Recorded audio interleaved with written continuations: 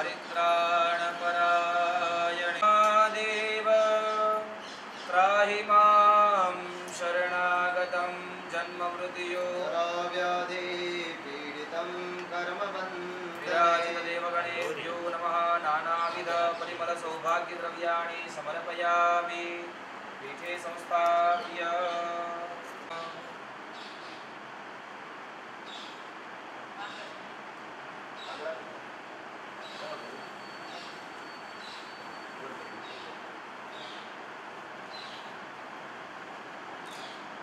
उत्तम सर्वदेवानां धूपोऽयं प्रतिगृह्यता साज्यं च वर्ति संयुक्तं वह्निना योजितं मया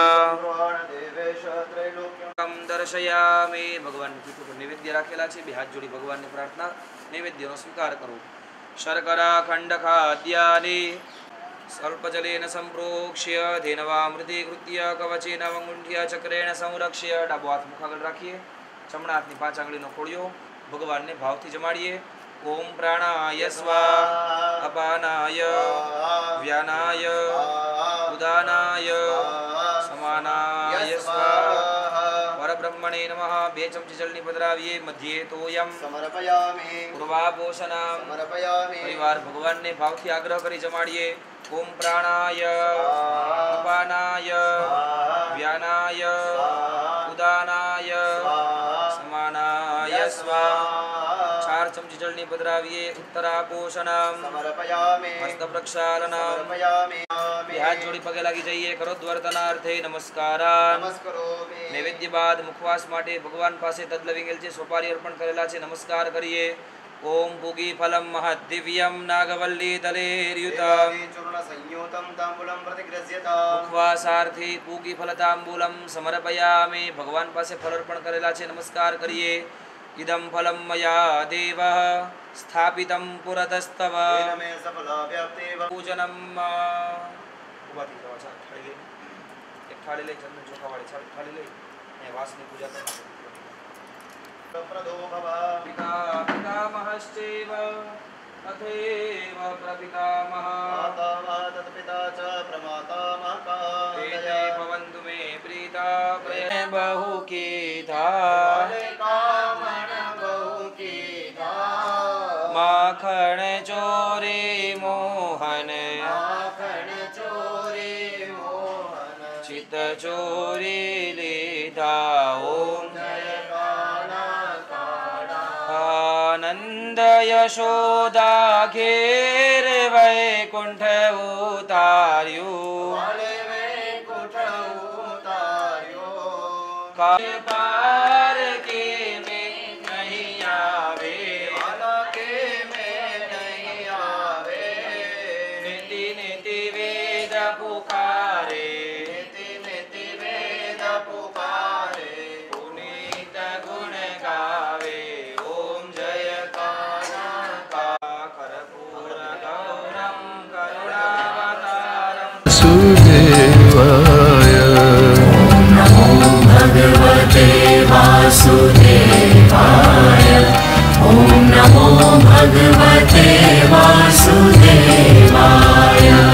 ओम नमो भगवते वासुदेवाय। ओम नमो भगवते वासुदेवाय। ओम नमो भगवते वासुदेवाय। ओम नमो भगवते वासुदेवाय। ओम नमो भगवते वासुदेवाय। ओम नमो भगवते वासुदेवाय। ओम नमो भगवते वासुदेवाय। ओम नमो भगवते वासुदेवाय। ओम नमो भगवते वासुदेवाय। ओम नमो भगवते वासुदेवाय। ओम नमो भगवते वासुदेवाय। ओम नमो भगवते वासुदेवाय। ओम नमो भगवते वासुदेवाय। ओम नमो भगवते वासुदेवाय। नमो भगवते वासुदेवाय।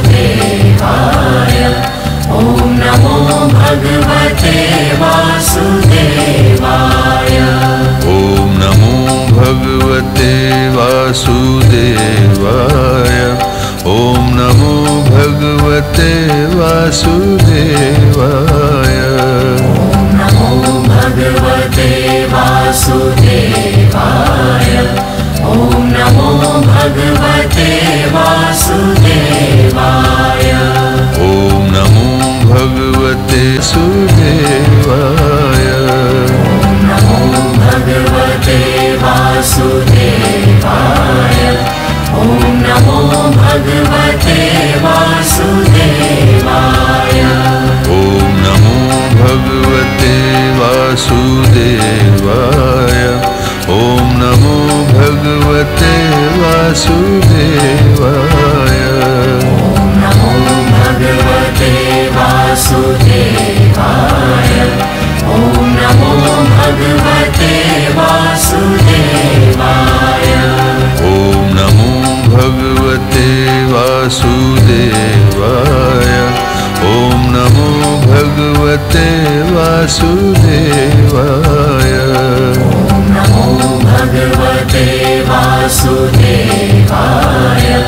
ॐ नमो भगवते वासुदेवाय।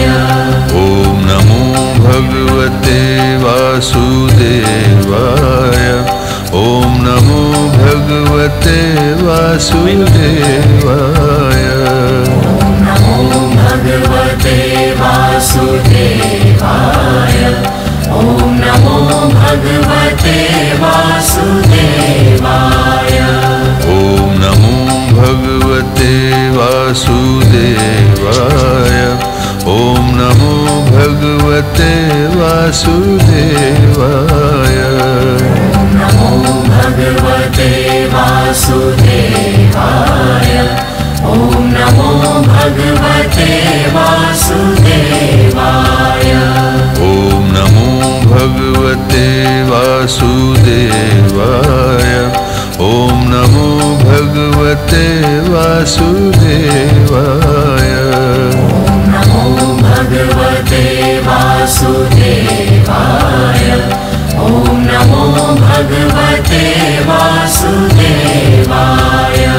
ॐ नमो भगवते वासुदेवाय। ॐ नमो भगवते वासुदेवाय। नमो भगवते वासुदेवाय। ॐ नमो भगवते वासुदेवाय। ॐ नमो भगवते वासुदेवाय। ॐ नमो भगवते वासुदेवाय। नमो भगवते वासुदेवाय। ॐ नमो भगवते वासुदेवाय। ॐ नमो भगवते वासुदेवाय। ॐ नमो भगवते वासुदेवाय। नमो भगवते वासुदेवाय। ॐ नमो भगवते वासुदेवाय। ॐ नमो भगवते वासुदेवाय। ॐ नमो भगवते वासुदेवाय।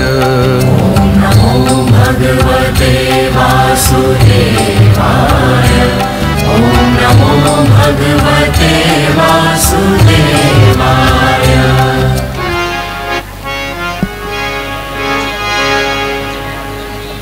भजन न करिए, खाली कर्म ने आधीन जो आपने फल मळता होय तो माणस पोते जज बने અને પોતે પોતાના જ કર્મોનો હિસાબ કરે તો જેટલું સુખ આપણે અત્યારે ભોગવીએ છીએ એટલું સુખ માણસ પોતે પોતાને ન આપે.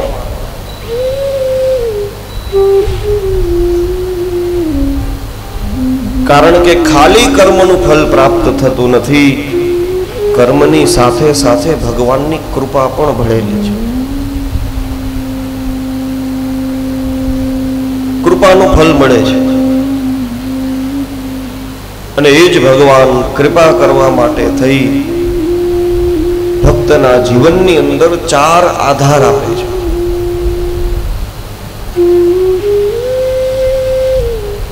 ભગવાન કૃપા કરો એમ આપણે કહીએ,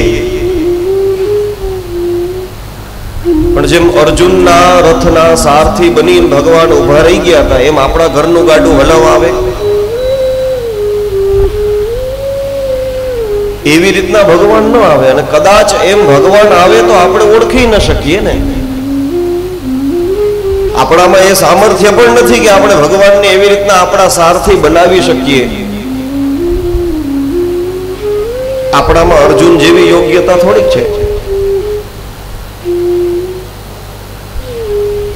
અર્જુન જેવો વિવેક, અર્જુન જેવી શરણાગતિ, અર્જુન જેવી રુજુતા, આ એકેય ગુણ આપણામાં નથી. તો આપણે પ્રભુને એમ તો ન કહી શકીએ કે તમે અમારા સારથી બનો.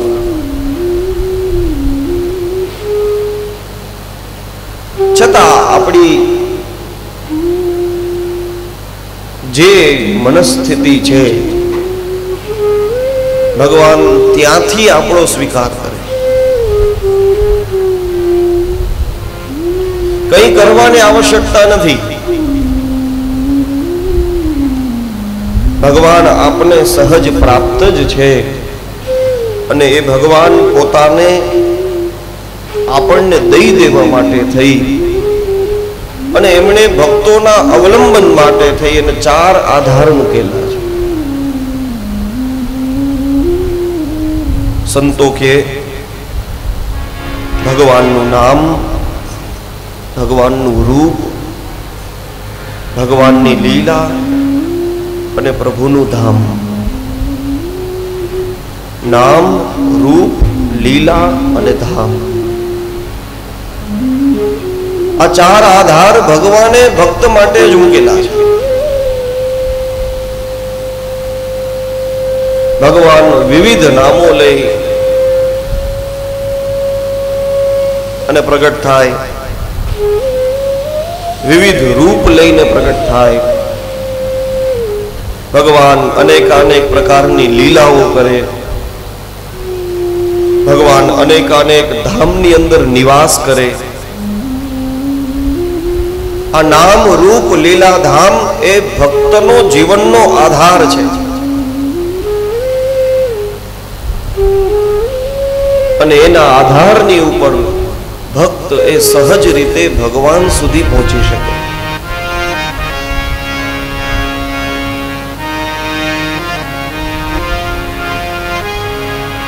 ભગવાનના ધામની અંદર જો આશ્રય મળે, આપણે પ્રાર્થના કરીએ ભગવાનને કે હે પ્રભુ, અમને દ્વારિકાની અંદર વાસ મળે, અમને વ્રજભૂમિની અંદર વાસ મળે. ભાગ બડું વૃંદાવન પાયો. એ વૃંદાવનની અમને પ્રાપ્તિ થાય. શિવજીના ભગતો એમ કે કાશીમાં રહેવા મળે. ક્યાંય પણ જ્યાં ભગવાનનું ધામ છે, જ્યાં ભગવાનના પ્રત્યક્ષ દર્શન થઈ શકે એવી કોઈ પણ સ્થાન, એ સ્થાને જો આપણને પરમાત્માની પ્રાપ્તિ થાય અને ત્યાં રહેવા મળે તો જીવનને આપણે ધન્ય માનીએ.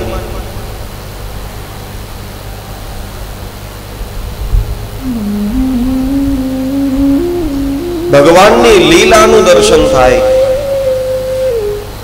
નરસિંહ મહેતાએ ભગવાનની એ લીલાનું દર્શન કરેલું.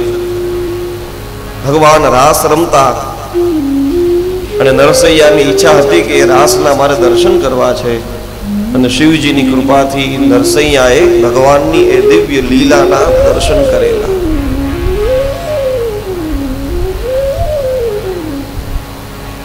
ધામની પ્રાપ્તિ માટે થઈ અને આપણે ધામ સુધી પહોંચવું પડે. કોઈ પણ ધામ હોય, ભાઈ દ્વારિકા માં રહેવા મળે, તો એના માટે થઈ અને આપણે દ્વારિકા સુધી પહોંચવું પડે. વ્રજની અંદર જવું હોય તો વ્રજ સુધી પહોંચવું પડે. હવે આપણે આપણું ઘરનું કામ સંભાળીને આપણા પરિવારના જવાબદારીઓને લઈ અને બેઠા હોય તો એવા સમયે ત્યાં કેમ જવું, ત્યાં કેમ પહોંચી શકાય? એટલે ભગવાને એનાથી થોડોક નજીકનો આશરો આપ્યો, એ છે લીલા. તમે ભગવાનના ધામમાં ન હો તો કઈ વાંધો નહીં, ભગવાનની લીલાઓનું સ્મરણ કરો.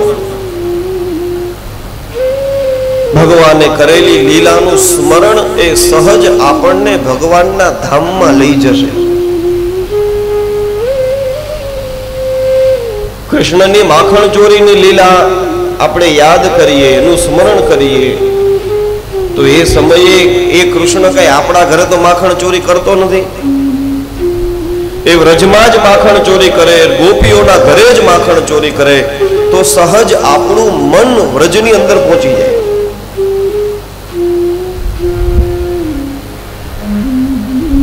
એના માટે થઈ સાધક આંખો બંધ કરી અને ભગવાનની દિવ્ય લીલાઓનું સ્મરણ કરે.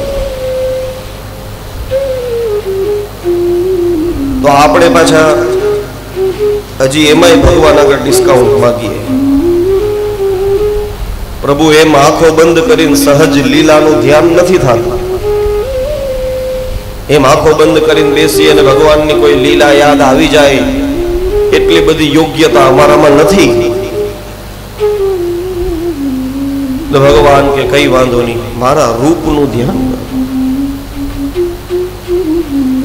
ભગવાનના કોઈ પણ સ્વરૂપનું આપણે ધ્યાન કરીએ એટલે એ સ્વરૂપ ઉપરથી સહજ ભગવાનની લીલા યાદ આવે, અને એ લીલા યાદ આવે એટલે સહજ ભગવાનનું ધામ યાદ આવે.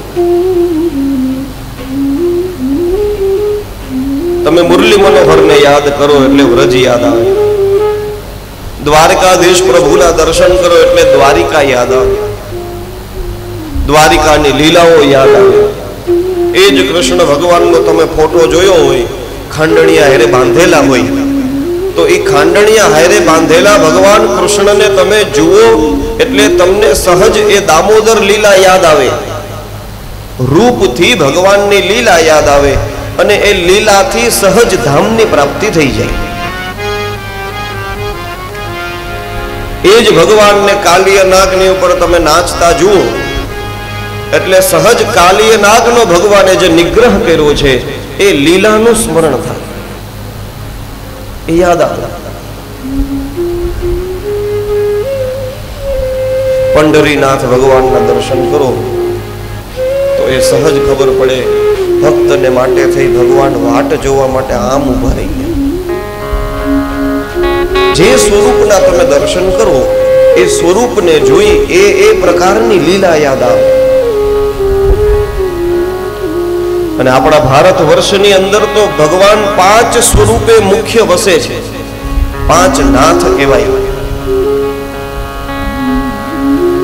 એમાં એક નાથ છે દ્વારિકાનાથ, પશ્ચિમની અંદર દરિયાનો કિનારો જ છે, આવો દરિયાને અડીને. એ દ્વારિકાધીશ શંખ ચક્ર ગદા પદ્મ ધારણ કરી અને ચતુર્ભુજ રૂપે ઊભા છે. એ રાજાનું સ્વરૂપ છે.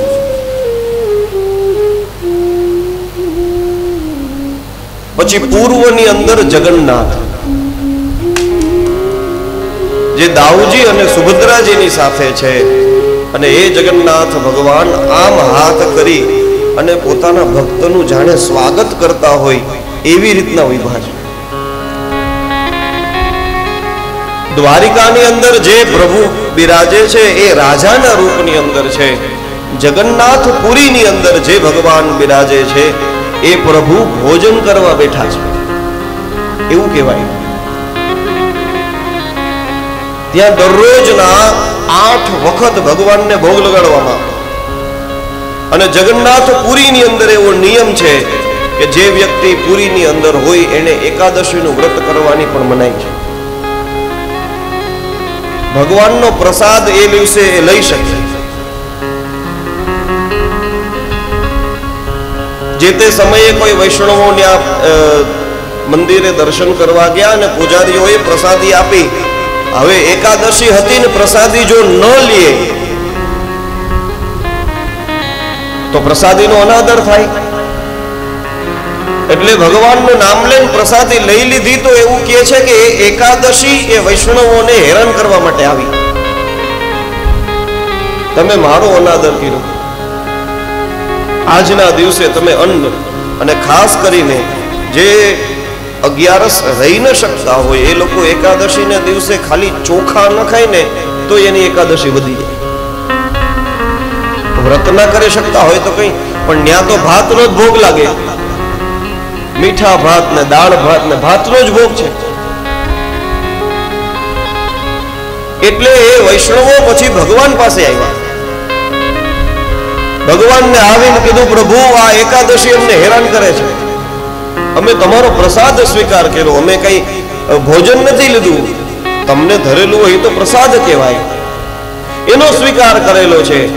એટલે જગન્નાથ ભગવાને એકાદશીને પકડી આમ ઊંધી બાંધી દીધી. મંદિરની પાછળ એ એકાદશીનું મંદિર છે, જ્યાં ઊંધી લટકાવેલી એકાદશી છે. તો ત્યાં ભગવાન જગન્નાથ વસે, એનું સ્વરૂપ અલગ. દક્ષિણની અંદર ભગવાન રંગનાથ એ વિશ્રામમાં છે, સુતા છે. ઉત્તરની અંદર ભગવાન બદ્રીનાથ જે તપસ્યા કરે છે. એવી ઠંડીમાં બદ્રીનાથમાં ગમે તે ઋતુ હોય પણ ભગવાનના એ શ્રી અંગને નિત્ય ચંદનનો લેપ લગાડવામાં આવે છે. આપણને એમ થાય કે આટલી ઠંડીમાં ચંદન લગાડે. ઉનાળાનો સમય હોય, ગરમી હોય ને તમે ચંદનનો લેપ કરો તો હજી બરોબર છે. આવી ઠંડીની અંદર એટલે ત્યાંના પૂજારીઓ કહે કે ભગવાન અહીંયા તપસ્યા કરવા માટે બેઠા છે. બદ્રીનાથ ભગવાન આંખો બંધ કરીને તપસ્યા કરે, અને એટલા માટે જ લક્ષ્મીજી પણ મંદિરની બારોબાર છે, ભેગા નથી, બારોબાર એમનું મંદિર છે. અને એ તપસ્યાને કારણે અંદરથી જ એટલી અગ્નિ પ્રગટ થાય છે ભગવાનને કે એ ભગવાનના શ્રી અંગને દજાડે. એના માટે થઈ એ કષ્ટ ભગવાનને પડે નહીં એટલે દરરોજ ચંદનનો લેપ લગાડે. તો ત્યાં તપસ્વી રૂપમાં ભગવાન બિરાજે છે. અને મધ્ય ભારતની અંદર ભગવાન શ્રીનાથ, જેને જમણો હાથ આમ કમરે રાખ્યો, ડાબો હાથ આમ ઉપર રાખ્યો છે, જેને ગોવર્ધનને ધારણ કર્યા છે, એ શ્રીનાથ ભગવાન એ મધ્ય ભારતમાં બિરાજે. તો આ 5 નાથ એક જ ભગવાન નારાયણ છે, પણ અલગ અલગ રૂપ લઈને બેઠા. ભગવાનના જે સ્વરૂપનું આપણે ધ્યાન કરીએ, ભગવાનનું એ જ સ્વરૂપ સહજ આપણને ભગવાનની લીલા અને યાદ કરાવે. અને લીલા યાદ થતા આપણું મન સહજ ભગવાનના ધામમાં પહોંચી જાય.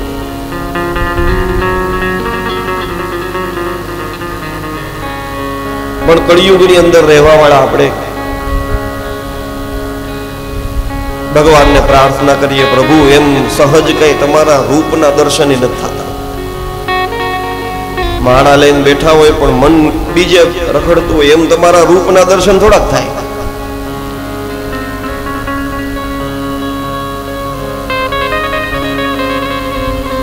એટલે ભગવાને ચોથું અવલંબન આપ્યું, એ છે ભગવાનનું નામ. ભગવાન નામનો આશ્રય આપે. જે નામ લ્યો એ પ્રમાણે એના ભગવાનનું રૂપ આપણી નજર સામે આવે. બાલકૃષ્ણ પ્રભુ એમ બોલો એટલે બાલકૃષ્ણ ભગવાન દેખાય. દ્વારિકાધીશ પ્રભુ એમ કરો એટલે દ્વારિકાધીશ પ્રભુના જ દર્શન થાય. જે નામ તમે લ્યો એ નામ એ ભગવાનના એ રૂપને દર્શન કરાવે. ભગવાનનું એ દ્રષ્ટિગોચર થયેલું રૂપ એ ભગવાનની કોઈ લીલાને યાદ કરાવે અને એ લીલા એ સહજ આપણને ભગવાનના ધામ સુધી લઈ જાય. આ ભગવાનની કૃપા જ છે.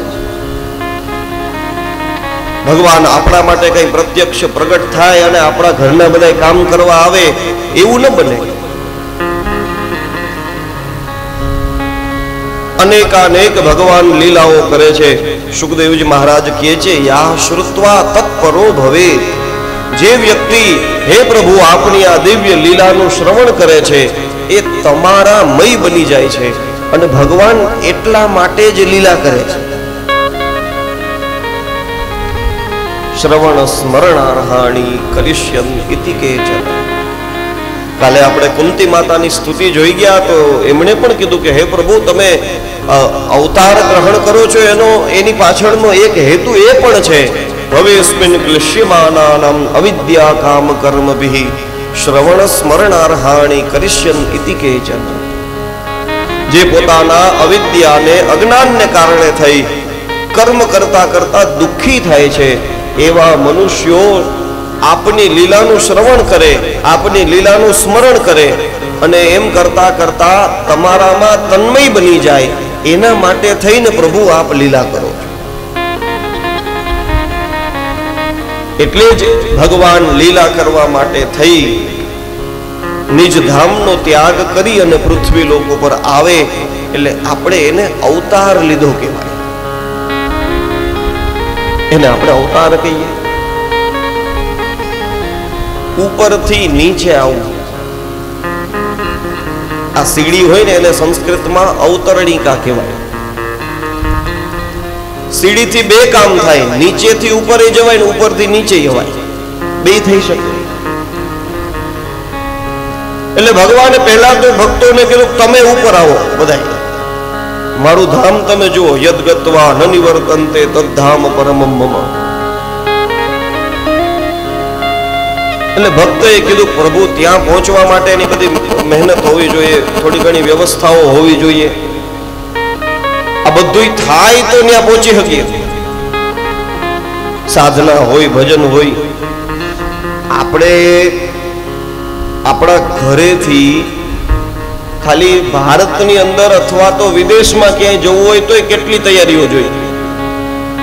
પૈસા જોઈ, સમય જોઈ, એ પ્રમાણેના બીજી વ્યવસ્થાઓ જોઈ. વિદેશ જવું હોય પાસપોર્ટ જોઈ, ટિકિટો જોઈ. આ બધી વ્યવસ્થાઓ થાય, ન્યા કોક ઓળખતું હોય. આવું બધું કેટલું બધું આપણે ભેગું કરીએ ત્યારે ક્યાંક જઈ શકીએ. તો હવે આ તો સાત લોકથી પરે વૈકુંઠની અંદર જવાની વાત છે. ન્યા માણસ કે પ્રભુ મારામાં કઈ એવું સાધન નથી, એવી કોઈ યોગ્યતા નથી કે હું ત્યાં સુધી આવું. એક કામ કરો પ્રભુ, તમે જે અમને રસ્તો બતાવ્યો ને એ રસ્તે તમે નીચે ઉતરીને અમને અહીંથી લઈ જાઓ.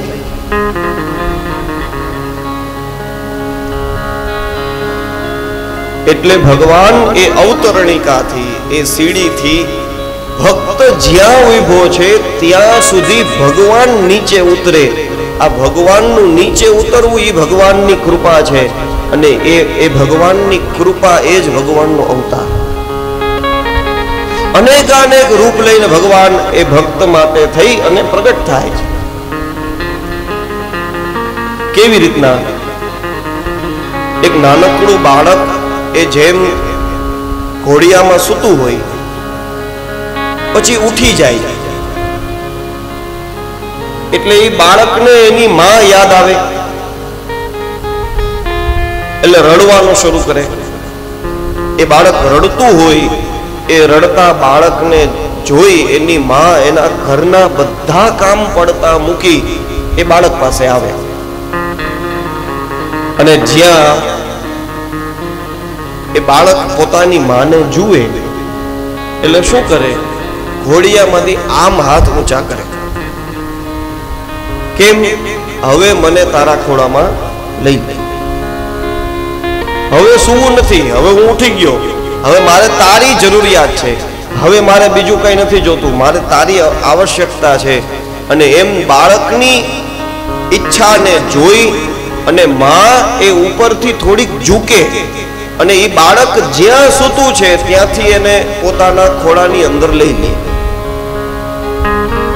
આ જે પ્રક્રિયા છે ને એ પ્રક્રિયાનું નામ જ અવતાર છે. ભગવાન પોતાની એ નિજાનંદની સ્થિતિમાં પરબ્રહ્મ રૂપે હોય. ભક્ત જ્યારે એ ભગવાનને યાદ કરે, ભક્ત જ્યારે એ ભગવાનનું સ્મરણ કરે, ઓલું બાળકે જાગે પછી એની માને યાદ કરે, સૂતું હોય ત્યાં લગી યાદ ન કરે. એમ જે વ્યક્તિ આ સંસારની મોહરૂપી રાત્રિમાં સૂતો છે એ કઈ ભગવાનને યાદ નથી કરવાનો. પણ જે જાગી ગયો છે, જેને ખબર છે કે આ સંસાર ખોટો, આમાંથી બહાર નીકળવું પ્રભુ, પણ હવે કેમ પહોંચાય, અવાય એમ નથી.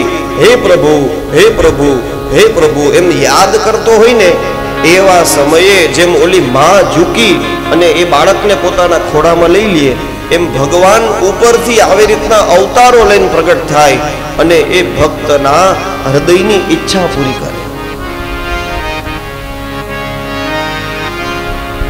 શબરીને તમે જોઈ લ્યો, ગોપીઓને તમે જોઈ લ્યો, ગોવાળિયાઓને તમે જોઈ લ્યો, આ બધાય આ જ ભક્તો છે જે નીચે બેસી અને ઉપાસના કરવા વાળા છે. પ્રભુને કીધું, હે પ્રભુ તમે નીચે આવો અને અમારો સ્વીકાર કરો. કથા પૂરી થાય ત્યારે આપણે આમ કરીએ ને, જય જય શ્રી રાધે. આમ કરવાનો અર્થ જ એ છે કે હે પ્રભુ આટલી કથા સાંભળી, આટલું સત્કર્મ કર્યું, આટલું ભજન કર્યું, આ બધુંય કર્યા પછી પણ તમારી પ્રાપ્તિ થતી નથી. એટલે હે માં, જેમ ઓલું બાળક રડતો હોય હાથ ઊંચા કરીને એની માને યાદ કરે, એમ આપણે છેલ્લે રાધાને યાદ કરીએ. હે માં, હે જય જય શ્રી રાધે, જય જય શ્રી રાધે, હવે તું અમને તારા ખોળામાં લે. કરેલું બધું સત્કર્મ પણ અંતે આ જાગૃતિ માટે છે.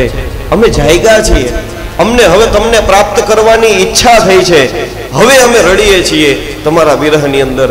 હે પ્રભુ હવે તમે મને તમારા ખોળામાં લ્યો. અને ભક્તની એ પ્રાર્થનાને સાંભળી ભગવાન સહજ એની ઉપર કરુણા કરી અને અવતાર ગ્રહણ કરે છે. પરીક્ષિત રાજાનું દિવ્ય ચરિત્ર આપણે જોયું. શું કર્યું એને? પણ ગંગાને કિનારે અનશન વ્રત લઈને બેસી ગયા. એનો મતલબ મારી કેપેસિટી, મારી યોગ્યતા, મારામાં જે કઈ સામર્થ્ય છે એટલું જ છે કે હું આટલું કરી શકું એમ છું. આનાથી આગળ હવે મારાથી નહીં અવાય. આ ગંગાને કિનારે આ શરીરનો દોષ હતો, શરીરે ભૂલ કરી હતી, અનશન વ્રત લઈને બેસી ગયો. થાતું તું બધું કરી લીધું. હવે કીધું હવે પ્રભુ તમે બચાવવા માટે આવો. પ્રભુ હવે મારો ઉદ્ધાર કરવા તમે પ્રગટ થાઓ. આજ મેં તમને જાણવાની ઈચ્છા કરી છે, આજ તમારી લીલા કથા સાંભળવાની ઈચ્છા પ્રગટ કરી છે. એટલે હે પ્રભુ રક્ષા કરો, રક્ષા કરો. એમ જ્યાં યાદ કર્યા ને એટલે તત્રા ભવત ભગવાન વ્યાસપુત્રો, એટલે ભગવાન સુખદેવજીનું રૂપ લઈને ત્યાં પ્રગટ થયા અને દિવ્ય શાસ્ત્રોનો એમને ઉપદેશ આપ્યો. ભગવાનના નામનું આ મહત્વ છે. નામ, રૂપ, લીલા, ધામ, આ ચારથી ભગવાન આપણી ઉપર કૃપા કરે. પણ એમાં જો કંઈ પ્રાપ્ત ન થતું હોય તો છેલ્લે ભગવાનના નામનો આશ્રય તો છે. એટલા માટે જ કળિયુગની અંદર કલૌ તદ હરિકીર્તના, એ ભગવાનની પ્રાપ્તિ કરવી અતિ સરળ. કેવલ કીર્તન કરવા માત્રથી ભગવાનની પ્રાપ્તિ થઈ જાય. એ ખાલી ને ખાલી કળિયુગમાં જ થઈ શકે એમ છે. બીજા યુગોની અંદર આ વ્યવસ્થાઓ નથી. સત્ય યુગની અંદર ભગવદ પ્રાપ્તિ માટે થઈને તપસ્યા કરવી પડતી, ત્રેતાની અંદર યજ્ઞો કરવા પડતા, દ્વાપરની અંદર વ્રતોનું આચરણ કરવું પડતું. અત્યારે આ કળિયુગ ચાલે છે. કળિયુગની અંદર ખાલી ભગવાનનું નામ લેવા માત્રથી ભગવદ પ્રાપ્તિ થઈ જાય. સુખદેવજી મહારાજ એ જ ઉપદેશ રાજન, એતન નિર્વિદ્યમાનાનામ ઇચ્છતામ કુતો ભયમ યોગિનામ નૃપ નિર્ણિતમ હરેર્નામ કીર્તનમ. જે આ સંસારથી નિર્વેદ લેવા માંગે છે, વૈરાગ્ય પ્રાપ્ત કરવા માંગે છે, જેને અભયત્વની પ્રાપ્તિ કરવી છે, એવા મનુષ્યો માટે યોગીઓએ જો કોઈ એક આધાર આપ્યો હોય તો એ ભગવાનના નામનો આધાર છે. કેવલ ભગવાનના નામનો સ્વીકાર કરવાથી સહજ રૂપ, લીલા, ધામ આ બધું યાદ આવે છે. ભગવાનના નામની આટલી મહિમા છે. અને આપણે તો ગુજરાતી રહ્યા એટલે આપણે છે ને એક ધૂન ગાઈએ, મથુરામાં વાગી મોરલી, ગોકુળમાં કેમ રહેવાય, રાય રણ છોડ રે, સોના નાહી દોડે, દ્વારકામાં દીવા પડે. મથુરામાં વાગી મોરલી, ગોકુળમાં કેમ રહેવાય, રાય રણ છોડ રે, સોના નાહી દોડે, દ્વારકામાં દીવા પડે. મથુરામાં વાગી મોરલી, ગોકુળમાં કેમ રહેવાય, રાય રણ છોડ રે, સોના નાહી દોડે, દ્વારકામાં દીવા પડે. મથુરામાં વાગી મોરલી, ગોકુળમાં કેમ રહેવાય, રાય રણ છોડ રે, સોના નાહી દોડે, દ્વારકામાં દીવા પડે.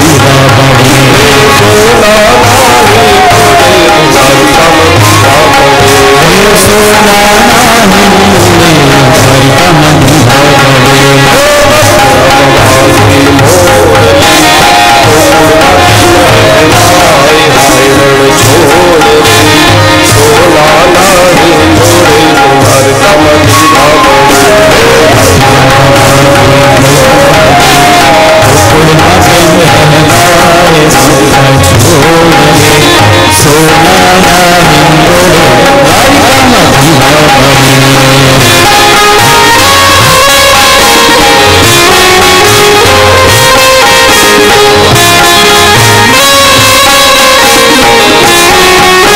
નાહી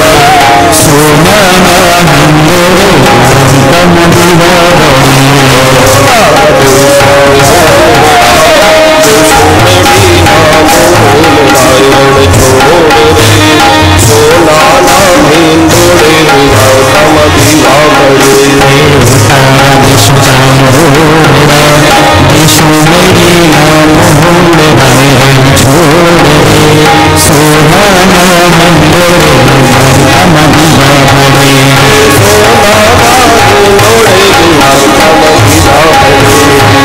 ગોકુળમાં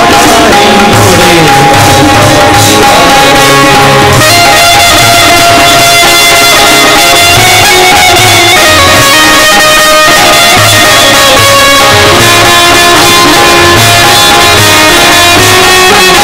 રહેવાય, રાય રણ છોડ રે, સોના નાહી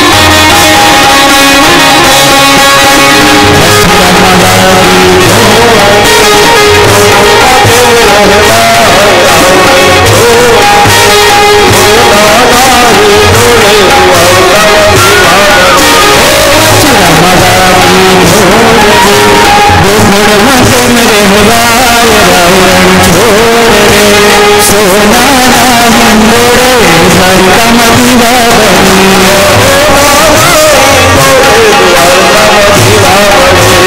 સોના નાહી દોડે, દ્વારકામાં દીવા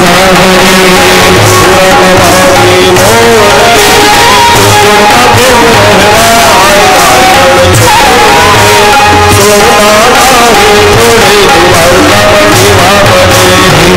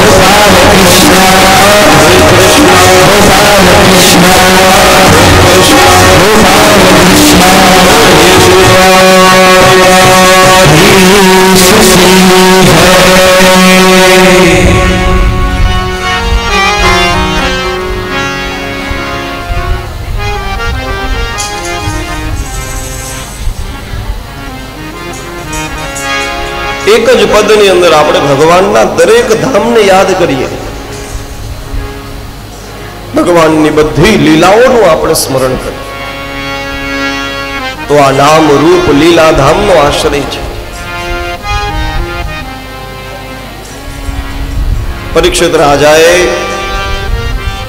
શ્રી સુખદેવજી મહારાજને પૂછેલું છે, ગુરુદેવ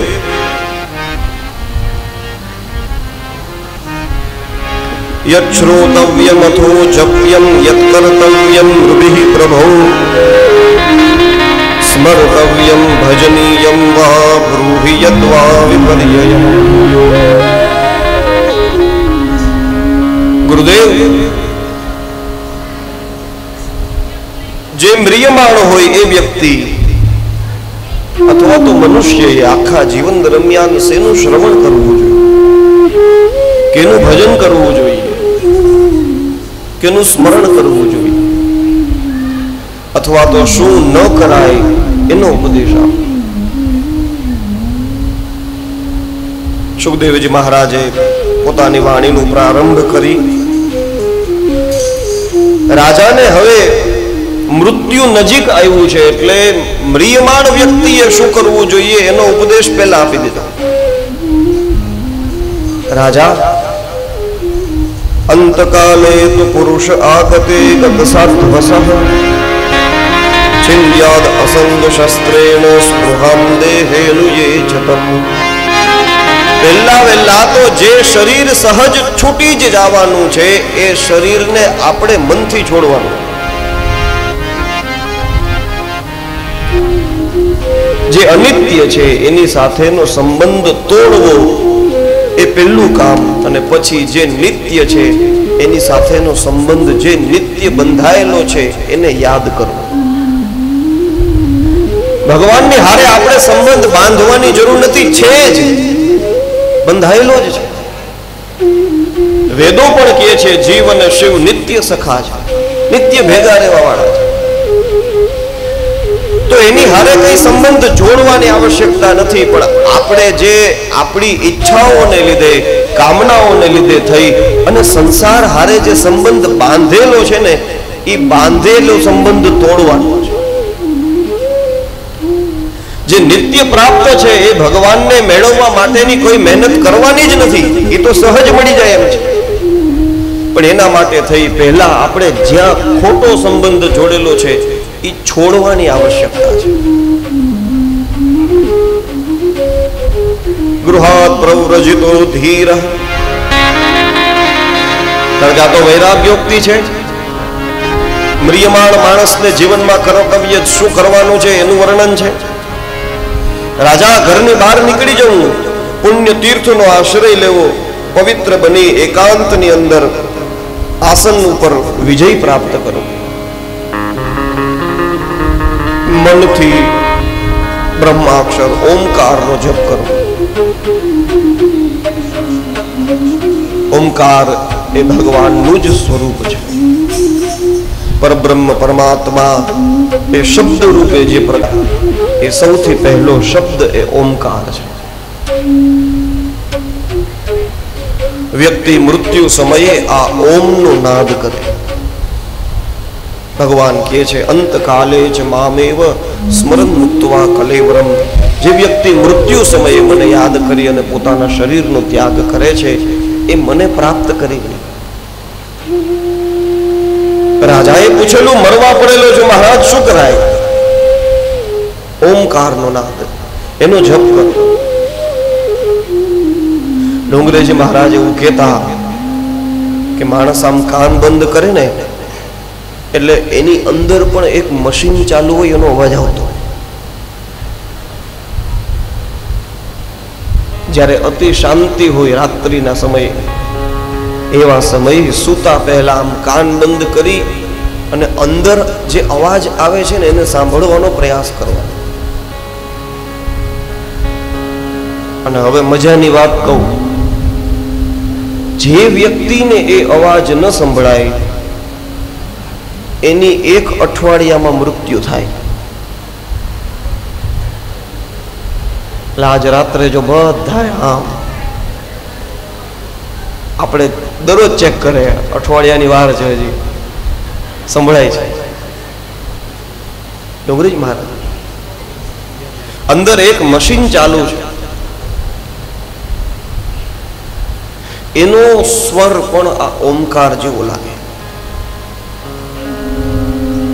ઓમકારનો નાદ કરો એટલે એક તરંગ છૂટે.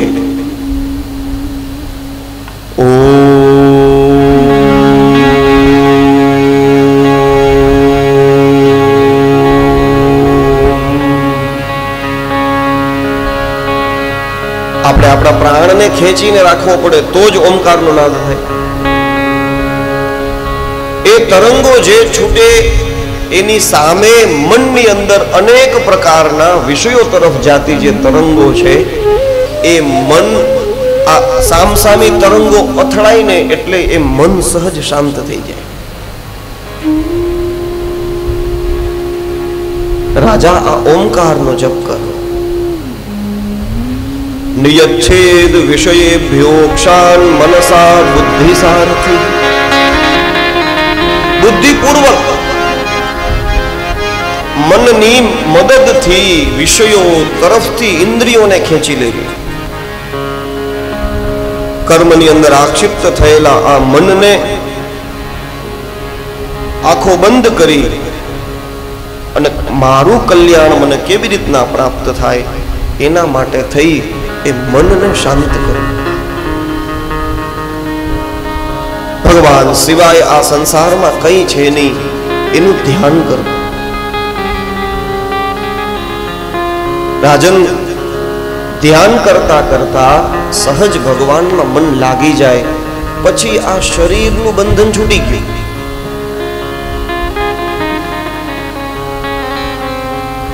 પરીક્ષિત રાજા પૂછે છે, યથા સંધાર્યતે બ્રહ્મન ધારણા યત્ર સંમતા મનુર્મનીષા મનુજો નિવાસઃ. તો આ મનુષ્ય કોણ છે? કીધું આ મનુષ્ય એ ભગવાનનું નિવાસ સ્થાન છે. ચરાચર સૃષ્ટિમાં સૌથી વધારે ભગવત તત્વ જો ક્યાંય પ્રગટ થતું હોય તો એ મનુષ્યના શરીરમાં થાય. રાજન, પ્રત્યેક મનુષ્યને જોતા આપણું મન એની અંદર લાગી જાય. આવી રીતના ભગવાનનું ધ્યાન થાય. હર દેશ મેં તું, હર વેશ મેં તું, હર દેશ મેં તું, હર વેશ મેં તું, तेरे नाम अनेक तेरा नाम अनेक कही है. हर देश में तू, हर वेश में तू, हर देश में तू, हर वेश में तू, तेरे नाम अनेक कही है. तेरे नाम एक तो एक ही है. सागर से उठा बादल बनकर, बादल से गिरा बरखा बनकर. सागर से उठा बादल बनकर, बादल से गिरा बरखा बनकर. फिर लहर बना नदियाँ गहरी, फिर लहर बना नदियाँ गहरी. फिर लहर बना नदियाँ गहरी, लहर बना नदियाँ गहरी. तेरे रूप अनेक तू एक ही है. तेरे रूप अनेक तो एक ही है. तेरे रूप अनेक तू एक ही है. तेरे रूप अनेक तो एक ही है. એ જ પાણી છે. દરિયામાં દરિયાના રૂપે હોય, વાદળામાં વાદળાના રૂપે હોય, વરસાદ વરસે, નદી નાળાની અંદર આવે, એ નદીઓ ગાંડી તૂર બનીને પાછા સમુદ્રની અંદર ભળી જાય. એમ આ આખો સંસારનો ચક્ર ચાલે. પરમાત્માથી જ બધું ઊભું થાય, આખી સૃષ્ટિ બને, આખી સૃષ્ટિ ચાલે. એ સંસાર એનું નામ સંસરતી ઇતિ, જે ધીમે ધીમે ધીમે ધીમે આગળ વધતો રહે અને અંતે જ્યાં પ્રલય આવે ત્યારે એ જ પરમાત્માની અંદર ભળી જાય. જ્યાં જે કંઈ પણ દેખાય છે રાજા, એ બધું ભગવાનનું જ રૂપ છે. આવું ધ્યાન કરવું ને એને સ્થૂલ ધ્યાન કહેવાય. અને એમ સંસારનું ધ્યાન કરતા કરતા રાજન મૃત્યુ નજીક આવ્યું હોય એને સહજ વૈરાગ્ય પ્રગટ કરવું. એવં પુરા ધારણયાત્મયો નિર્નષ્ટામ સ્મૃતિમ પ્રત્યવરુધ્ય તુષ્ટાત તથા સસેર્જદ મમોગ દૃષ્ટિર્યથાપ્યયાદપ્યાગ વ્યવસાય બુદ્ધિ. આ જ ધારણા છે એનું ધ્યાન કરતા કરતા પૂર્વ કાળની અંદર બ્રહ્માજીએ આ જ પ્રમાણે સૃષ્ટિની રચના કરી. રાજન,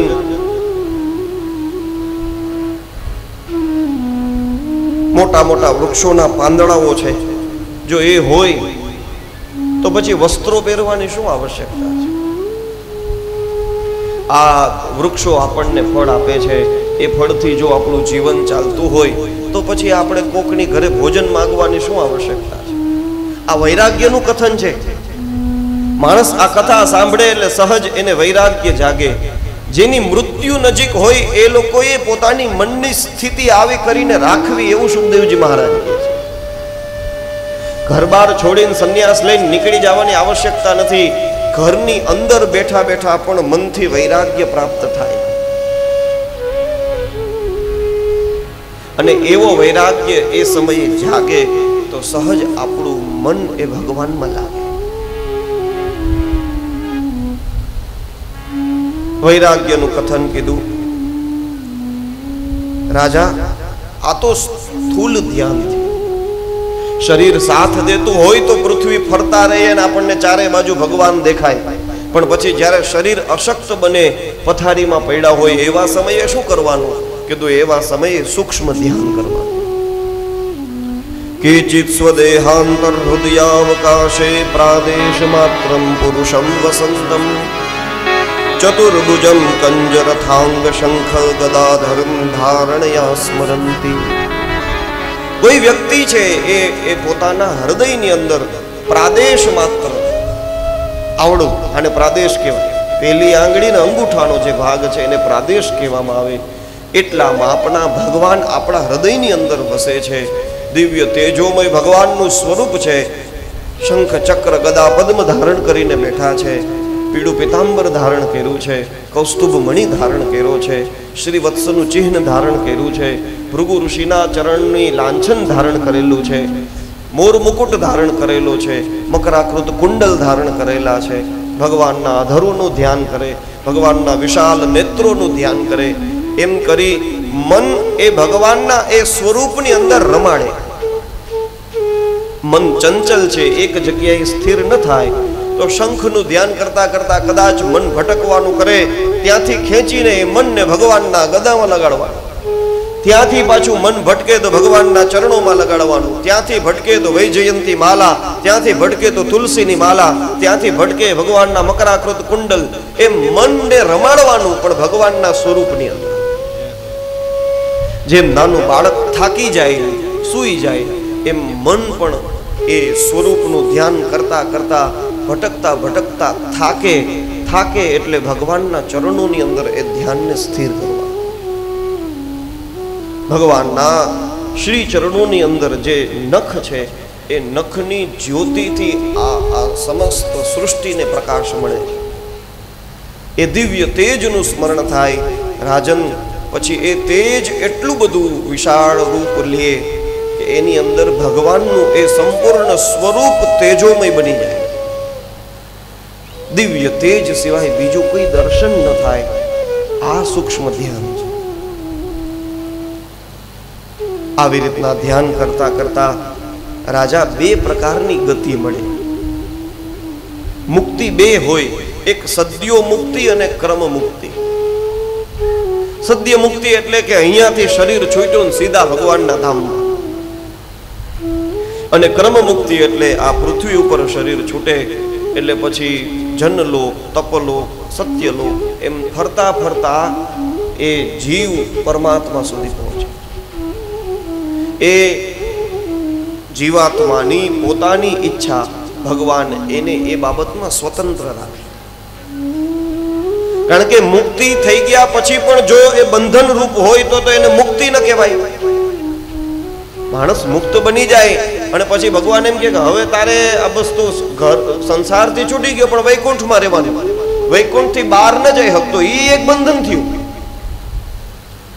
પણ એ બંધન નહીં, જે ભજન કરે છે એ મુક્ત છે. મુક્ત મતલબ એની ઈચ્છા હોય તો એ પાછો પ્રગટે થાય, એની ઈચ્છા હોય તો એ અવતાર પણ લે, અને એ અવતાર લઈને આવે ત્યારે એ ભગવાનની જેમ કોઈ કર્મના બંધનમાં ફસાય નહીં અને પોતાનું કામ કરે. વૃત્તિ હોય સહજ તો સમાજને બોધ આપે, અને કદાચ ન હોય સુખદેવજી મહારાજની જેમ પરમહંસ યોગીની જેમ રહીએ તો એવા યોગીઓનું, એવા અવધૂતોનું, એવા પરમહંસોનું આ સૃષ્ટિ ઉપર રહેવું એ ભગવાનની કૃપા છે. એના હોવા માત્રથી માણસનું કલ્યાણ થાય છે. તો આ સદ્ય મુક્તિ અને કર્મ મુક્તિનું વર્ણન કર્યું છે. રાજન, બીજી કઈ કામના છે?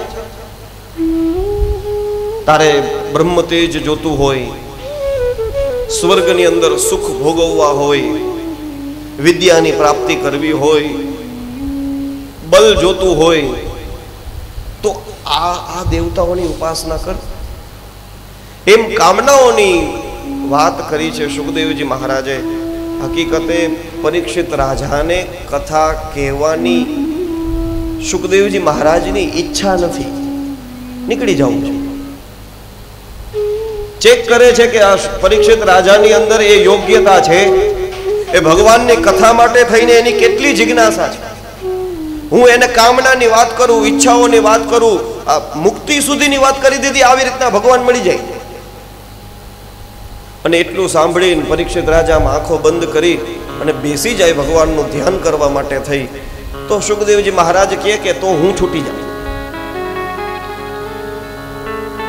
આટલી ચર્ચા કરી શૌનક મહારાજ સૂત પુરાણીને કહે છે કે અમને એટલો ભરોસો છે પરીક્ષિત રાજા કોઈ દિવસ આવી સિદ્ધિઓની બાબતમાં ફસાય નહીં.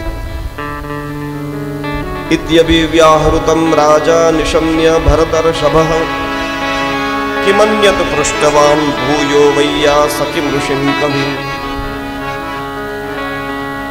બીજો શું ઉપદેશ આપ્યો સુખદેવજી મહારાજે એ કયો ને, શું પૂછ્યું છે એની વાત કરો ને.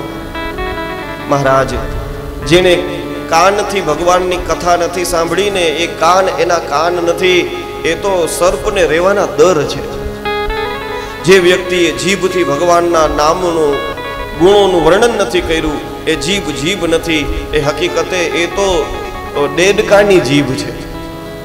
જે ચરણોથી કોઈ દિવસ મંદિર ગયા નથી, ભગવાનના દર્શન કર્યા નથી, એ ચરણ નથી, એ તો વૃક્ષના જડ ઝાડવા છે. જે હાથોથી કોઈ દિવસ ભગવાનની સેવા કરેલી નથી, જે હાથોથી કોઈ દિવસ ભગવાનની પૂજા કરેલી નથી, એ હાથ નથી. હે સૂત પુરાણી, એ હાથ એ તો મરેલા સૌના હાથ છે. એ આંખો નથી, જેનેથી ભગવાનના દર્શન નથી કર્યા, એ આંખ એ તો મોર પંખની, એમાંય કીકી દેખાતી હોય, એમ આ આંખમાં એવું છે. સોલા ભાગવત વિદ્યા પીઠવાળા પૂજ્ય શ્રી કૃષ્ણશંકર શાસ્ત્રીજી દાદાજી તો એવું કે એ આંખ જો ભગવાનના દર્શન ન કરે ને તો એ મોરપંખ થી નીચે ગઈ. કારણ કે મોરપંખ ભગવાને ધારણ તો કર્યો, આ આંખ તો એ નહીં થાય. આ પગ જો ભગવાનના મંદિર તરફ ન જતા હોય તો પગ જડ ઝાડવાથી હેઠા ગયા. કારણ કે જડ ઝાડવા કદાચ બન્યા હશું તો કોઈ પથિક હોય એને આશરો મળે, કોઈ પંખી હોય એને માળો કરવા મળે. આ પગ તો એ નહીં કરી શકે.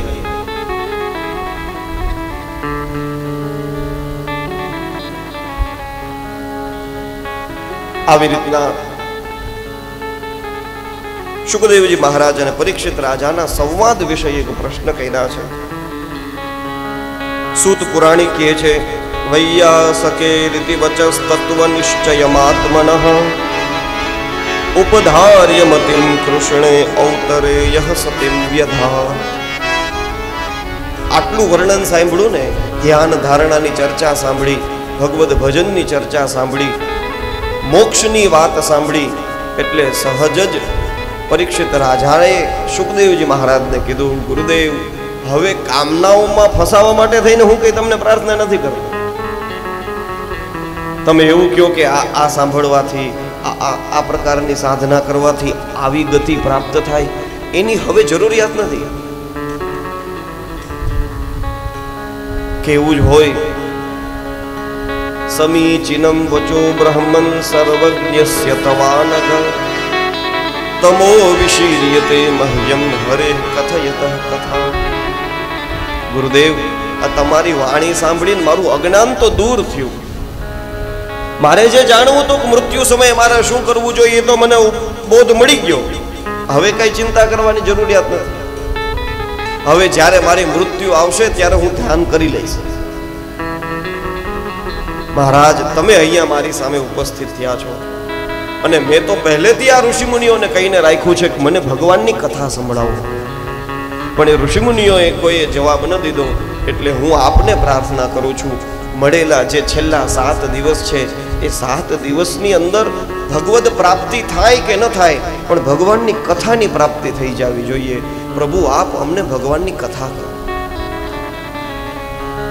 યથા ગુણાવસ્તુ પ્રકૃતેઃ યુગપત ક્રમશોપી વા બિભર્તિ ભૂરિશસ્ત્વેકઃ કુર્વન કર્માણિ જન્મભિઃ. ભગવાન અનેક જન્મો લઈ અને આ સૃષ્ટિની રચના કરે તો સત્વ રજ તમ આ ત્રણેય ગુણોને એક સાથે સ્વીકાર કરે કે વારાફરતી સ્વીકાર કરે? અને પછી સૃષ્ટિ બનાવ્યા પછી અનેક અવતાર લે, આની રક્ષા કરે. આ રક્ષા કરે તો એવા સમયે ભગવાન કઈ કઈ લીલાઓ કરે છે, કયા પ્રમાણે સૃષ્ટિની રક્ષા થાય, કઈ પ્રમાણે પછી સૃષ્ટિનો પ્રલય થાય, આદિ પ્રશ્ન કર્યા છે. પ્રશ્ન સાંભળી સુખદેવજી મહારાજનું મન હવે નિશ્ચય થઈ ગયો કે રાજાને કથા સાંભળવી છે. એનું મન ખાલી પોતાના કલ્યાણ માટેનું નથી, ખાલી મારી ગતિ સારી થાય એટલા પૂરતું નથી, પણ આજ જ્યારે સુખદેવજી મહારાજ કથા કરવા માટે બેઠા છે એટલે પરીક્ષિત રાજા એ આપણા બધાયનું પણ કલ્યાણ થાય એવા પ્રશ્ન લઈને બેઠા. એટલા માટે આ કથાની અંદર આપણે પરીક્ષિત રાજાને યાદ કરીએ, સુખદેવજી મહારાજને યાદ કરીએ છીએ. શ્રીમદ ભાગવતની અંદર અનેક સંવાદો છે. એની અંદર આચાર્યોએ એવો ભાવ પ્રગટ કર્યો છે કે એક સંવાદ એ નિમ્ન કક્ષાનો સંવાદ છે, એક સંવાદ એ મધ્યમ કક્ષાનો સંવાદ છે, અને એક શ્રોતા વક્તાની જોડી એ ઉચ્ચ છે, સૌથી શ્રેષ્ઠ છે. સૌથી નિમ્ન કક્ષાની શ્રોતા વક્તાની જોડી એ સૂત પુરાણી અને શૌનકાદી ઋષિમુનિઓ છે. કારણ કે એ લોકો મુખ્ય રૂપે યજ્ઞ કરે છે અને યજ્ઞ પછીના સમયની અંદર સત્સંગ રૂપે કથા સાંભળે છે. એ લોકો માટે કથા મુખ્ય નથી, યજ્ઞ મુખ્ય છે. એટલે એ નિમ્ન કોટીના શ્રોતા વક્તા. નિમ્ન કોટી એટલે શબ્દ નિમ્ન વાપરો, આપણા કરતા તો ક્યાંય હારાઓ. પછી મધ્યમ શ્રોતા વક્તા કીધું. મધ્યમ શ્રોતા વક્તા એ નારદજી અને વેદવ્યાસજી. કારણ કે વેદવ્યાસજી એ પોતાના અસંતોષને દૂર કરવા માટે થઈને નારદજીને પ્રશ્ન કરે છે અને નારદજી પણ એ જ ઉત્તર દે છે. વેદવ્યાસજીનો પોતાનો સ્વાર્થ છે, એને દૂર કરવા માટે થઈને કથા થયેલી છે. અને ભાગવતના ઉત્તમ વક્તા અને શ્રોતા શ્રી સુખદેવજી મહારાજ અને પરીક્ષિત રાજા. સુખદેવજી મહારાજ એ કરુણયાહ પુરાણ ગુહ્યમ, કરુણા કરી અને આ ગુપ્ત એવા ભાગવતને કહે છે. અને પરીક્ષિત રાજા એ ભલે પોતે મૃત્યુ નજીક આવેલું છે, મરણાસન્ન બેઠા છે, તો એ પોતાના માટે નથી પૂછતા, આપણા માટે પ્રશ્ન પૂછે છે. એટલે એ ઉત્તમ વક્તા શ્રોતા છે. સુખદેવજી મહારાજને ખબર પડી ગઈ પરીક્ષિતને ખરેખર ભગવાનની કથામાં પ્રીતિ છે. સુખદેવજી મહારાજે કીધું, રાજન, હું ભગવાનની કથાનો પ્રારંભ કરું ને એ પહેલા મને ભગવાનનું નામ લઈ લેવા દે. સુખદેવજી મહારાજે વાણીનો પ્રારંભ કરી દીધો, મંગલાચરણ નતું કર્યું. જેમ વેદવ્યાસજીએ ભાગવતની રચના કરી તો જેમ જન્માદ્યસ્ય યતોન્વયાદ તરતઃ કરીને મંગલાચરણ શરૂ કરેલું, એમ સુખદેવજી મહારાજે કથાનો પ્રારંભ કર્યો તો એને કોઈ મંગલાચરણ ન કર્યું. સીધી કથા શરૂ કરી દીધી. સૂત પુરાણીની કથા સાંભળીએ તો એમાંય આવે પોતાના ગુરુદેવ યમ પ્રવ્રજંત મનુપેતમ અપેત કૃત્યમ કરી સુખદેવજી મહારાજને વંદન કર્યા. નારાયણમ નમસ્કૃત્ય નરમ ચૈવ નરોત્તમમ દેવીમ સરસ્વતીમ વ્યાસમ તતો જયમુદીરયેત. અને એમ કરી અને સૂત પુરાણીએ કથા પ્રારંભ કરી. પણ જ્યાં સુખદેવજી મહારાજે કથાનો પ્રારંભ કર્યો, કોઈ મંગલાચરણ નથી કર્યું. પહેલા તો ખાલી ઉપદેશ દઈ દઉં, અને જો રાજા એ ઉપદેશમાં પોતાનું કલ્યાણ માની લે, આંખો બંધ કરીને ધ્યાનમાં બેસી જાય, છૂટી જાય, તો મારે 7 દિવસ અહીંયા બંધાવું નહીં. પણ આ પરીક્ષિત છે, અનેક પરીક્ષાઓમાંથી પાસ થયેલો પરીક્ષિત છે, સામાન્ય શ્રોતા નથી. ધ્યાનમાં, ધારણામાં, મુક્તિની વાતોમાં, કામનાઓની સિદ્ધિઓની વાતોની અંદર ફસાય એવો પરીક્ષિત નથી. એ તો ગમે એમ કરીને ક્યાંથી ભગવાનની કથા નીકળે એ જાણવાની ઈચ્છા છે. એટલે સુખદેવજી મહારાજને ભગવાનની કથા વિશે જ્યાં પ્રેરિત કર્યા છે, સુખદેવજી મહારાજે કથાના પ્રારંભે મંગલાચરણ કર્યું છે. નમઃ પરસ્મૈ પુરુષાય ભૂયસે સદુદ્ભવસ્થાન નિરોધલીલયા ગૃહીત શક્તિ કૃતયાય દેહિનામ અંતર્ભવાયાનુપલક્ષ્યવર્ત્મને ભૂયો નમઃ સદૃજિનાચ્છિદે સતામ અસંભવાયાખિલસત્વમૂર્તયે પુંસાં પુનઃ પારમહંસ્ય આશ્રમે વ્યવસ્થિતાનામનુગૃહ્યદાસુષે નમો નમસ્તે સ્પૃશભાય સાત્વતાં વિદુરકાષ્ઠાય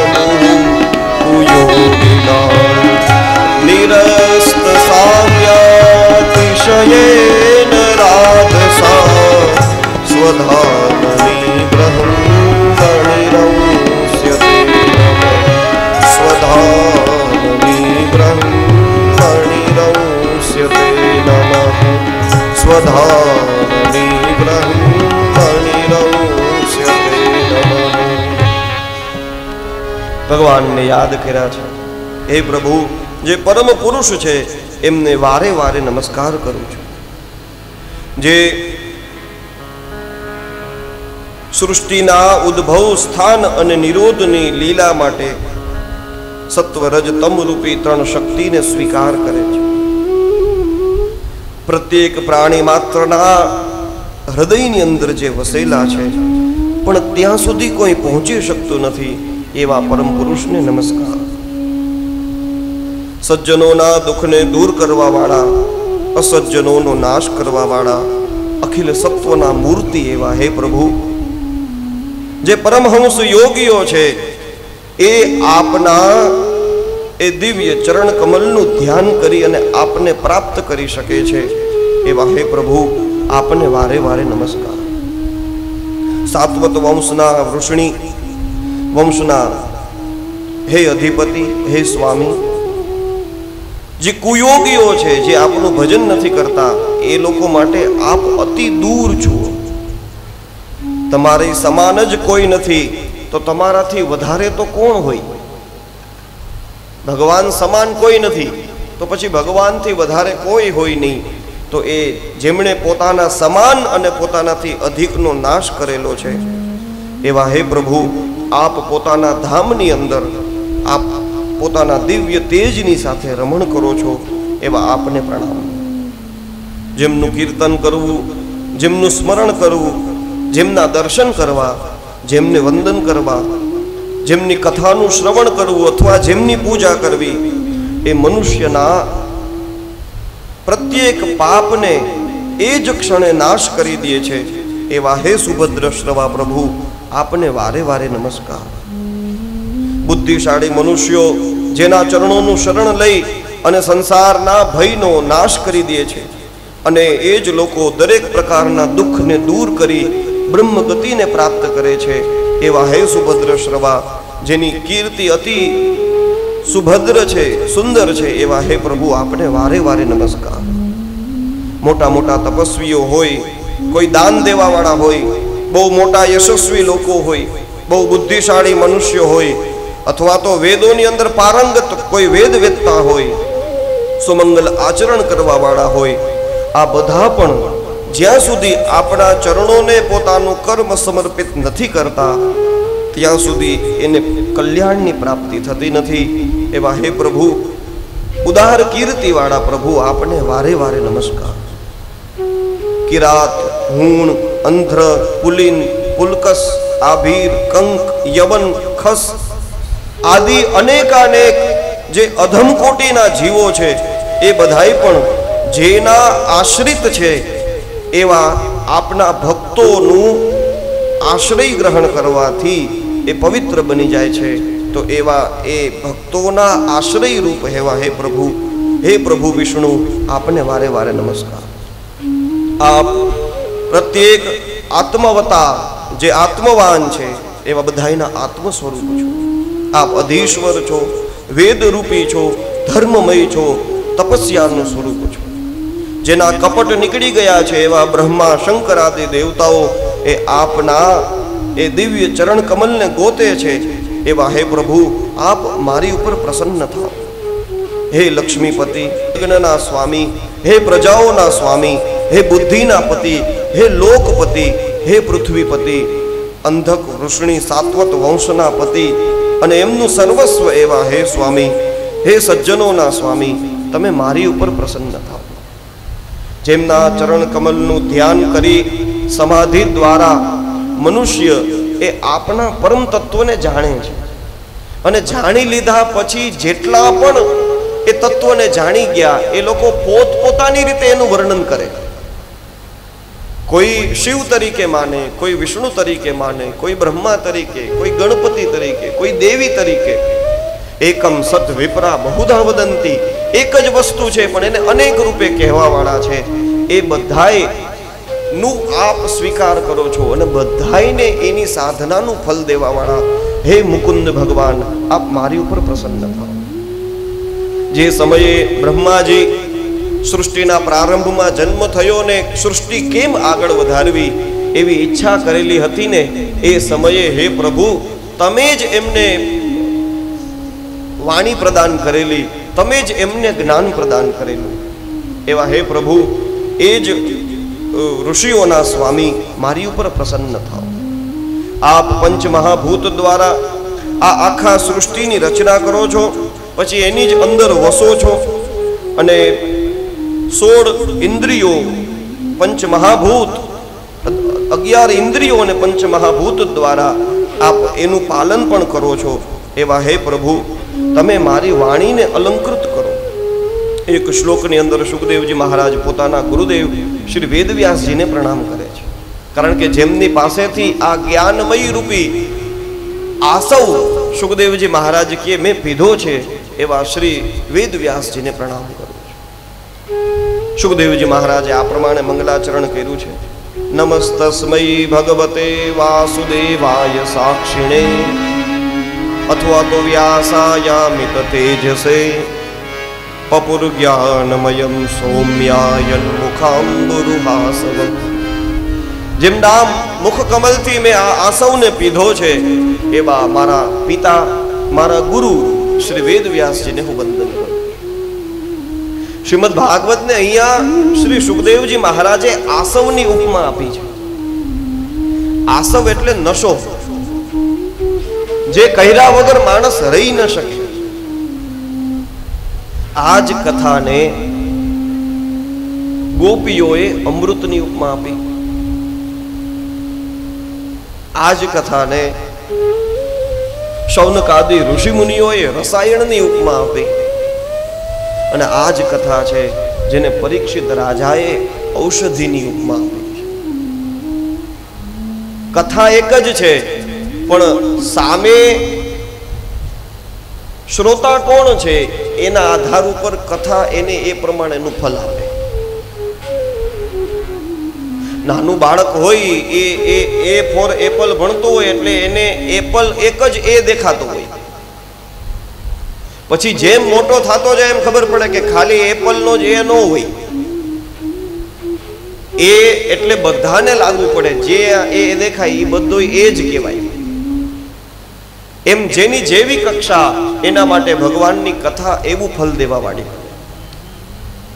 પરીક્ષિત રાજા એ આપણા જેવા સંસારી ભગવાનના ભક્ત છે, તો એ ભવૌષધાત શ્રોત્ર મનોભિરામાન એમ કહી અને ભગવાનની કથાને આ ભવસાગરની ઔષધિ બતાવે છે. આપણે બધા ભવરોગીઓ છીએ. સંસારનો રોગ આપણને અડ્યો છે. કીધું રોગ હોય તો એના લક્ષણ હોય. જેમ કોરોના થયો હોય તો કેમ ખબર પડે?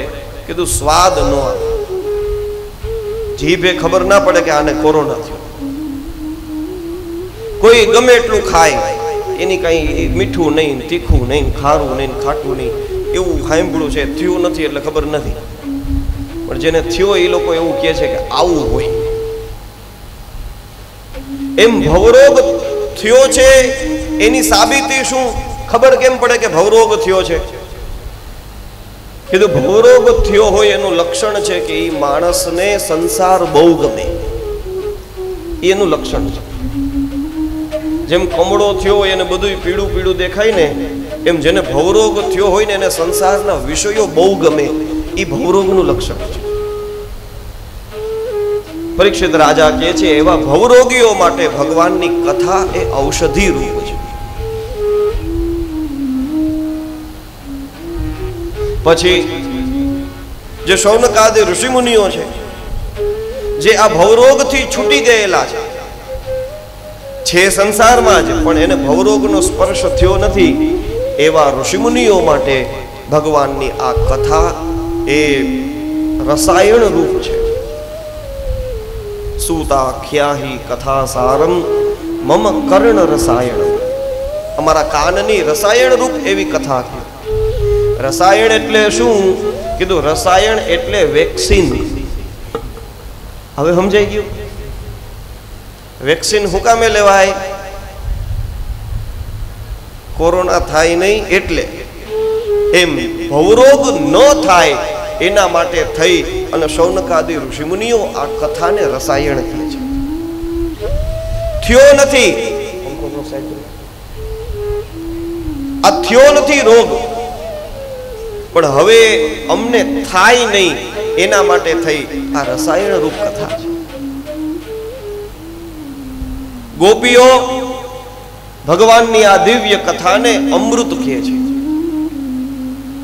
તવ કથામૃતમ તપ્ત જીવનમ કવિભિરીડિતમ કલ્મષાપહમ શ્રવણ મંગલમ શ્રીમદાતતમ ભુવિ ગૃણંતિ તે ભૂરિદા જના. ભગવાનની આ કથા એ ગોપી જેવા ભક્ત છે જે નિત્ય ભગવાનને પ્રાપ્ત કરીને બેઠા છે, એવા ભક્તો માટે ભગવાનની કથા અમૃત રૂપ છે. અને એનાથી પણ ઉપર જે સુખદેવજી મહારાજ જેવા પરમહંસ યોગીઓ છે, જેને સંસારથી કોઈ મતલબ નથી, એવા યોગીઓ માટે, એવા પરમહંસો માટે ભગવાનની કથા એ આસવ છે. એ નશામાં રહેતા હોય, નશો કરવો હોય તો આવી કથાઓનો કરો, વ્યસન કરવું હોય તો આવી કથાઓનું વ્યસન થાય. હરિભજન વગર આપણે રહી ના શકીએ એવું વ્યસન આપણને થાય. બીત ગયે દિન હરિભજન એવું ન થાય. અફસોસ થવો જોઈએ કે આજના દિવસે મારી આ માળા થઈ નથી, આજના દિવસે મારું આ ભજન થયું નથી, એ અફસોસ થાય. વિદેશોની અંદર એક કથા એવી પ્રસિદ્ધ છે. એક ભક્ત હોય, એ જીસસ ક્રાઇસ્ટને દરરોજ એ આપણે જેમ મંદિરે દર્શન કરવા જઈએ એમ એ પણ એના સમયે એ પોપ હતો ન્યાનો પૂજારી, એટલે બધી વ્યવસ્થાઓ કરે ન્યા. એના માટે થઈને દરરોજ સવારમાં વહેલો ઉઠે, વહેલો ઉઠી અને આખું ચર્ચ સાફ કરવું, એ મંદિર સાફ કરવું ને ત્યાં બધું ગોઠવવું, કારવવું, મીણબત્તીઓ પેટાવીને એ બધું એવું કરે, એવું ગોઠવે. એટલે એક દિવસ અચાનક જ પોપ બહુ થાકી ગયા હશે, કઈ સાંજના દિવસે કામ બહુ કર્યું, એટલે બીજે દિવસે સવારે નિંદર ન ઉડી. નિંદર ન ઉડી ને એટલે એ લોકો કેવું શૈતાન આવે, આપણે જેમ ભૂત પ્રેત આવે ને એમ શૈતાન હોય. એ શૈતાનને ઉઠાડવા આવ્યા. ઉઠી જાઓ ભાઈ, તમારો ભગવાનની સેવા કરવાનો ટાઈમ થઈ ગયો. પોપની આંખો ખુલી ગઈ કે આ શૈતાન મને ઉઠાડે. એને કીધું ભાઈ તું કા મને ઉઠાડવા આવ્યો? કીધું જ્યારે જ્યારે તમે સમયે ભગવાનની સેવામાં પહોંચો છો ને ત્યાં સુધી તમને વાંધો નથી આવતો, પણ તમારે જ્યારે મોડું થઈ ગયું હોય ને ત્યારે તમારા હૃદયની અંદર તમારા પરમાત્મા પ્રત્યેનો જે પ્રેમ વધે છે ને, એ પ્રેમને જોઈ અને હું જીવી નથી શકતો, એટલે હું સ્વસ્થ રહ્યું ને એના માટે તમને કહું છું કે તમે વહેલા પૂગી જાઓ. મોડું થાય અને ભગવાનને પ્રાપ્ત કરવાની વિહવળતા જાગે. આજ થયું નથી, 9નો ટાઈમ કથાનો મારાથી પહોંચાણું નથી, ઘરના કામ બાકી રહી ગયા, અને એ પછી દોડા દોડીમાં જે આપણે આપણું કામ કરીએ ઈ ચિંતા જે છે ને એ જ ઓલી રાસલીલામાં પહોંચવા માટે ગોપીઓએ કરેલી જે ચિંતા છે ને એ જ છે. વ્યત્યસ્ત વસ્ત્રાભરણાહ કાશ્ચિત કૃષ્ણંતિકમ યયુઃ, એ બધાય ભગવાનની પાસે એવી રીતના જ પહોંચ્યા. પછી ઝડપમાં નાસ્તો કરી લેવો, ઝડપ હાલો હવે ટાઈમ થઈ ગયો, સમયે કથા શરૂ થઈ જશે, મારે પહોંચવાનું છે. અથવા તો આમ બેહવા આવતા હોય ને ત્યાં કોઈક રસ્તામાં ભેગું થાય અને જીવ એવો કથામાં લાગ્યો હોય કે આ હાડો જાય તો સારું, અહીં આવીએ. અને એનાથી મોટો રાક્ષસ ફોન છે આપણે બધા બેઠે, એવો લઈને બેઠા હોય, આમથી સામે હવે કામ લેવું તો ઉપાડવું પડે, જવાબે દેવા પડે, અને ક્યારેક એ ફોનની વાહે ઊભું થઈને જાવું પડે. પણ એ જાવા સમયે જો અંદર વિહવળતા રહી તો યાદ રાખજો, એ ભગવાન એ કથા સાંભળતા હોય એના હૃદયની અંદર પ્રગટ નહીં થાય, એટલી એ વિહવળતામાં પ્રગટ થશે. એ વિરહ રીએ, એના વગર આપણે રહી ન શકીએ એવી વૃત્તિ આપણી બને. તો સુખદેવજી મહારાજ માટે ભગવાનની કથા એવો આસવ છે, એ કથા વગર રહી ન શકે. ભગવાનની કથા વગર એનું જીવન ન ચાલે. એ જેમની પાસેથી પ્રાપ્ત થયું એવા પોતાના ગુરુદેવ વેદ વ્યાસજીને પ્રણામ કર્યા છે. રાજા, તમે જે સૃષ્ટિ વિષયક પ્રશ્ન મને કર્યા છે ને, બસ એવા જ પ્રશ્ન એક વખત નારદજીએ પોતાના પિતા બ્રહ્માજીને કરેલો. બ્રહ્માજી આંખો બંધ કરીને તપસ્યા કરતા હતા. નારદજી બ્રહ્માજી પાસે જઈને કીધું, હે પિતાજી, આખી સૃષ્ટિ એ તમે જ બનાવી છે. આ સૃષ્ટિ જે કંઈ પણ ચાલે છે, જે કંઈ પણ છે, એ બધું બનાવવા વાળા તમે છો. તો હે પ્રભુ, તમારાથી મોટું કોણ હોય? તમારાથી ઉપર તો કોઈ નથી, અને તમારાથી ઉપર કોઈ હોય નહીં, તો તમે કોનું ધ્યાન કરો છો? આંખો બંધ કરીને કેમ બેઠા? આવી રીતના નારદજીએ પ્રશ્ન કર્યો છે, અને એના ઉત્તરની અંદર બ્રહ્માજી કીધું, દીકરા, તે આજ મને ભગવાનની એ ઐશ્વર્યનું વર્ણન કરવા માટે થઈને પ્રેરિત કરી દીધું. એ જ ભગવાન છે, અને એની માયા એવી જબરી છે કે એને લીધે થઈ મામ બ્રુવંતી જગદગુરુ, લોકો મને જગદગુરુ માને છે. હકીકતે મારું કાંઈ છે જ નહીં, એ બધું ભગવાનની માયાનો. દીકરા, આ ક્ષીર સમુદ્રની ઉપર આ કમળ ઉત્પન્ન થયું ને, એની ઉપર મારો જન્મ થયો. એટલે કમળ જોઈને સહજ મને એમ થયું કે આ કમળ આવ્યું કેવી રીતના. એટલે એવા સમયે મેં ચારે બાજુ દ્રષ્ટિ કરી, ક્યાંય આ કમળનું આધાર મળે, કોઈ મળ્યું નહીં. બુદ્ધિથી વિચાર કરી અને કમળની નાળમાં હું ઉતરો. કમળ ઉગેલું છે તો ક્યાંક આધાર તો હશે નીચે. એનો આધાર ગોતવા માટે થઈને હે દીકરા હજારો વર્ષો સુધી નીચે ગયો પણ મને કઈ મળ્યું નહીં. પછી પાછો એ કમલની ઉપર આવીને